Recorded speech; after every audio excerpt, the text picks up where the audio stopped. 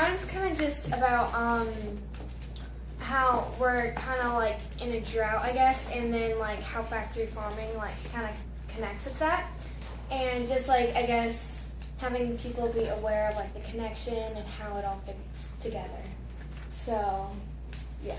So, how factory farming helps with droughts? Is that? Yeah, how it affects like with water usage, and it actually like uses up a lot, and because of the like all the water that they're feeding the animals in factory farming, it's said that 1 glass of milk is like equivalent to 1,000 glasses of water. So. Wow. So, what impact does factory farming have on water or on drought? I still need to get more facts, but what I know is that with factory farming and feeding the animals to like for like cows to produce milk, it really uses up a lot of water that could be used for like humans, and it's like also said that like a cow worth like the whole cow of beef is like equivalent to enough water to hold a battleship. So it's like it really like affects how much water we're using into factory farming and how it could be used for like other things. So, at the end of your speech, and I'm going to ask this question and then I'm going to let others ask some questions. What do you want people to know? First of all, I want to say I'm not trying to get anybody to be vegetarian or anything, but I'm just like kind of letting people know like how it affects, and like just kind of like it having, by the end of it, I want people to be like aware of how much it influences on water usage. Okay, so you want to raise awareness of how behavior can affect our water supply. Informative, it's informative. Yeah. Because like if it's saying that everyone should become vegetarians, that it'll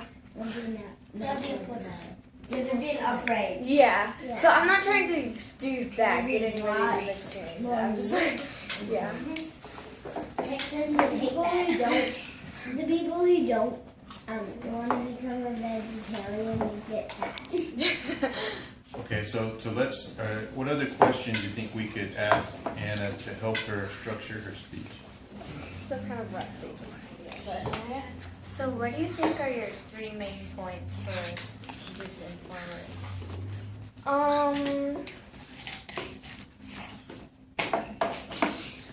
Like how, like what I'm going to talk about, like 3 points that I'm going to make. Probably about how it influences water, healthcare, and then the last point I'm going to make is kind of be like what would you do in this situation? So I'll kind of end it off with a question. So it'll be 2 points and a question. Okay. So water impact. What was the second one? Health impact, and then I'll end with a question.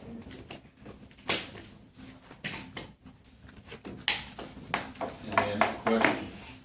Now, what else? So Anaya asked, what were the 3 points? And what is your beginning case? Like, are you just gonna like dive into your? Kind of. I mean, I'm gonna probably interact with the audience some and like have them guess, like be like, how much water do you think like 1 glass of milk takes up? And then I'll ask questions and interact. Then I'll tell them. Then I'll probably show some pictures of like, not like of animals or anything, but like of how much water is left in the world, because there's a picture that shows like how much fresh water and how much water altogether we have left in the world. So I'll have like images, and yeah, so that's how I'm going to start. So how much water does it take to do, right? Yeah. Example 1, example 2, Yeah. example 3.